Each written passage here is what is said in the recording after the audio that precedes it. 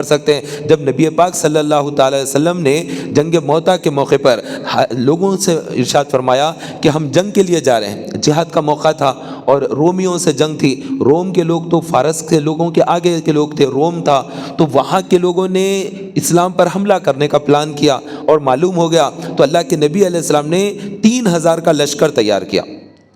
حضرت ابو عبیدہ بن جراح رضی اللہ عنہ وغیرہ بھی ساتھ ہے اور بڑے بڑے صحابہ اس کے اندر، اور اس کے اندر حضرت زید بن ثابت رضی اللہ تعالیٰ عنہ ایسے جلیل القدر صحابہ ہے۔ تو یہ 3000 کا لشکر جنگ کے لیے جا رہا ہے، تو مال کی ضرورت تھی، صحابہ اپنی جان پیش کرنے کے لیے تیار ہے، لیکن ان کے پاس اتنا مال بھی نہیں ہے کہ سفر کر کے جنگ موتا کے لیے جا سکے۔ یہ جارڈن کے اندر ہے، موتا جو مقام ہے، جگہ کا نام ہے میم بوتا ہا موتا، میں گیا ہوں جگہ پر، وہاں پر صحابہ کے مزارات ہے، اس جگہ کو مزار کہتے ہیں، وہ جگہ کا محلے کا نام، وہ علاقے کا نام مزار ہے۔ تو وہاں پر 3 اہم مزارات ہیں، اسی میں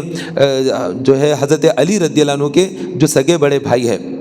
حضرت جعفر طیار جن کا نام ہے، ان کا بھی وہاں پر مزار ہے، وہ بھی شہید ہوئے اس کے اندر۔ تو بڑی عظمت والے صحابہ ہیں وہاں پر جو شہید ہو گئے، اور اس میں خالد بن ولید رضی اللہ تعالیٰ عنہ بھی اس جنگ میں گئے تھے، اور انہوں نے 3000 کے لشکر کو پھر بچا کر وہاں سے لا لیا تھا۔ تو بہرحال میں یہ عرض کر رہا تھا کہ اس جنگ کے موقع پر، جب تبوک کے موقع پر، جنگ تبوک کے موقع پر اللہ کے نبی علیہ السلام نے لوگوں سے فرمایا کہ جو ہے مال اللہ کی راہ میں صدقہ کرو تاکہ ہم جہاد کے لیے لوگوں کو بھیجنا ہے۔ تو لوگ لا لا کر مال پیش کر رہے تھے، تو حضرت عثمان غنی رضی اللہ تعالیٰ عنہ نے تو اس وقت میں جو مال لا کر پیش کیا، وہ اتنا زیادہ مال لا کر پیش کیا کہ انہوں نے 100 اونٹ اللہ کی راہ میں دیے اور 100 گھوڑے اللہ کی راہ میں دے دیے، اور وہ بھی مال بردار دے دیا، مال کے ساتھ دے دیا، اس میں ساز و سامان۔ اب آپ یوں سمجھ لیں آج کے دور میں جیسے ڈی سی ایم ہے، تو اگر کوئی ڈی سی ایم پلس اس کے اندر مال پورا ملا کے صدقہ کر دے، اور یہ پوری ڈی سی ایم ہی صدقہ دے دیے، اتنا بڑا ایک بڑی بات ہو جاتی، ڈی سی ایم پلس پورا اس کے اندر مال بھی بھرا ہوا ہے۔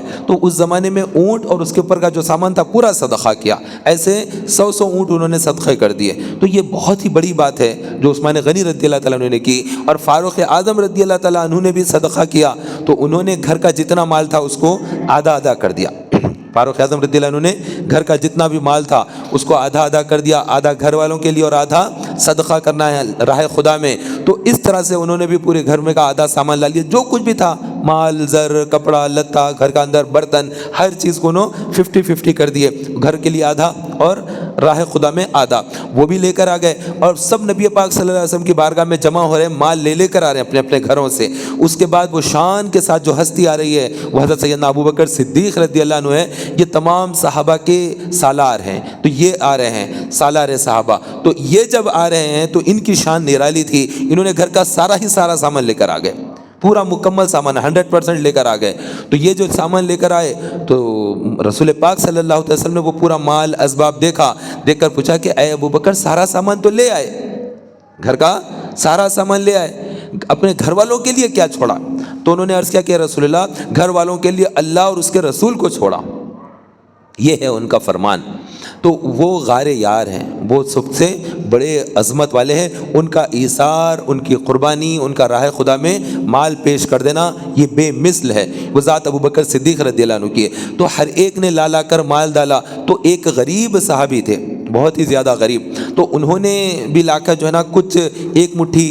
اتنے جو ہاتھ بھر بنتے ہیں وہ لا کر انہوں نے چھوہارے دے دیے۔ چھوہارے یعنی کچے جو کھجور ہوتے ہیں، ابھی پکے بھی نہیں، قیمت اس کی کم ہوتی ہے ابھی، تو وہ کچے کھجور جو رہتے ہیں چھوہارے، انہوں نے لا کر وہ پیش کر دیے۔ اللہ کے نبی علیہ السلام نے جو پورا مال جمع ہوا تھا اس تمام مال کے اوپر جس پہ سب سے اوپر جو چیز کو رکھا وہ اس غریب صحابی کے چھوہاروں کو رکھ دیا۔ ایسے نہیں کہ ارے یہ سب سے سستی اور کم قیمت کی چیز ہے، اتنے مہنگے بڑے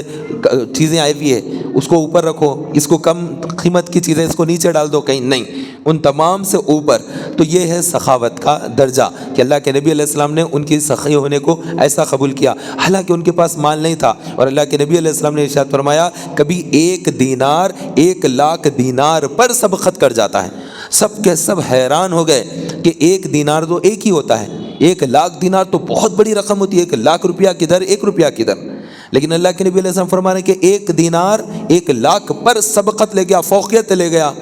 تو کیسے پوچھا گیا تو ارشاد فرمایا کہ کسی کے پاس بہت زیادہ مال ہے، اس میں سے وہ 1 لاکھ اگر دیتا ہے تو اس کے لیے کچھ زیادہ نہیں ہے، لیکن کسی کے پاس ہے ہی 1-2، اس میں سے وہ 1 دے دیتا ہے تو یہ اس نے زیادہ جو ہے صدقہ کر دیا، کیونکہ اس کے پاس ہے ہی تھوڑا، اس تھوڑے میں سے اس نے صدقہ کیا ہے۔ تو اللہ کی راہ میں مال خرچ کر دینا، راہ خدا میں دینا، یہ نیک لوگوں کا، بھلے لوگوں کا یہ طریقہ ہے۔ اور